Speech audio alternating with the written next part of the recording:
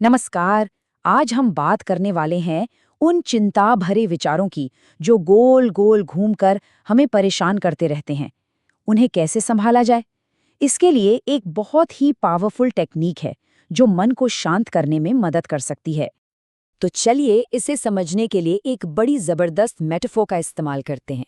ये समझने के लिए कि जब चिंता और तनाव होता है तो हमारे दिमाग में असल में होता क्या है।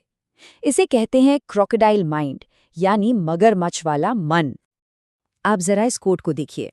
ये कितनी पावरफुली दिखाता है कि जब हम अपने नेगेटिव विचारों को खुला छोड़ देते हैं तो वो कितने विनाशकारी हो सकते हैं। ठीक वैसे ही जैसे एक मगरमच्छ अपने शिकार को पकड़कर गोल गोल घुमाता है जब तक कि वो टुकड़े टुकड़े न हो जाए, वैसे ही एक छोटा सा चिंता का विचार हमारे पूरे दिन की शांति को खत्म कर सकता है। तो ये जो क्रोकोडाइल माइंड है, इसका सीधा सा मतलब ये है कि कैसे एक नेगेटिव विचार बस एक कंट्रोल से बाहर हो जाता है। वो बार बार चलता रहता है, घूमता रहता है, जब तक कि वो हमारे पूरे दिन पर हावी ना हो जाए।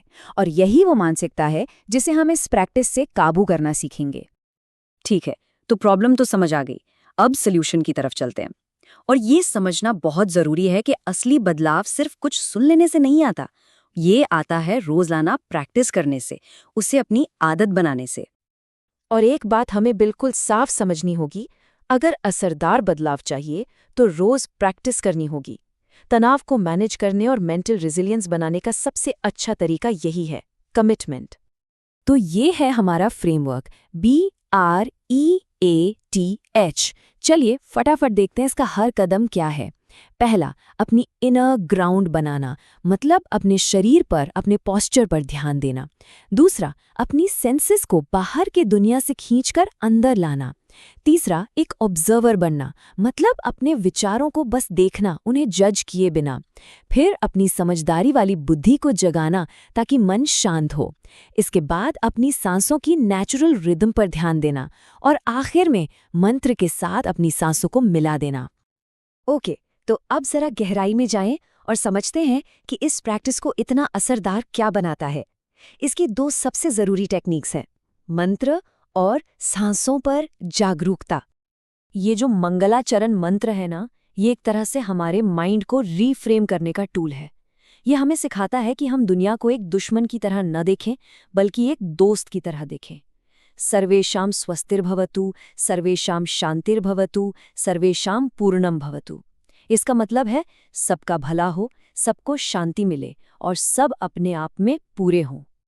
और देखिए ये कैसे काम करता है।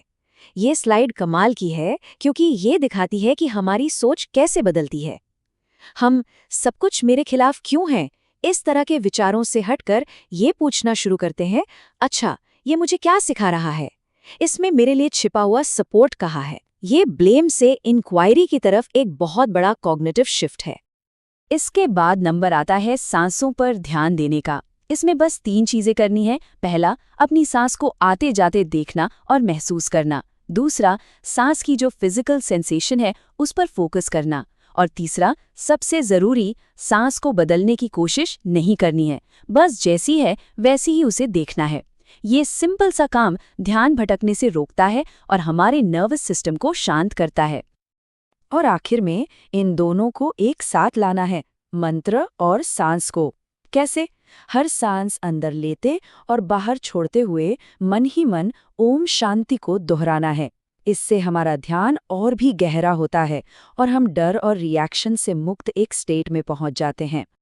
ओके, तो कैसे करना है ये तो हम समझ गए, पर अब सवाल उठता है क्यों? इस प्रैक्टिस के पीछे की फिलॉसफी क्या है? आखिर ये डर असल में है क्या? देखिए, डर का जो पूरा खेल है ना, वो मन के एक बंटवारे से शुरू होता है। जब मन मैं और दूसरा बना लेता है, तब वो जो डर वाला विचार है वो बहुत बड़ा लगने लगता है और मैं यानी हमारा सेल्फ बहुत छोटा और कमजोर महसूस करने लगता है। और ये स्लाइड इस बात को बिल्कुल साफ साफ दिखाती है। ये जो मेंटल स्प्लिट है, यही डर को हम पर हावी होने की ताकत देता है। एक तरफ हम हैं जो छोटे और कमजोर महसूस कर रहे हैं, और दूसरी तरफ वो डरावना विचार है जो बहुत बड़ा और भारी लगता है। और कमाल की बात यह है कि ये कोई सिर्फ पुरानी फिलॉसफी नहीं है, ये आज की मॉडर्न न्यूरोसाइंस से भी जुड़ती है।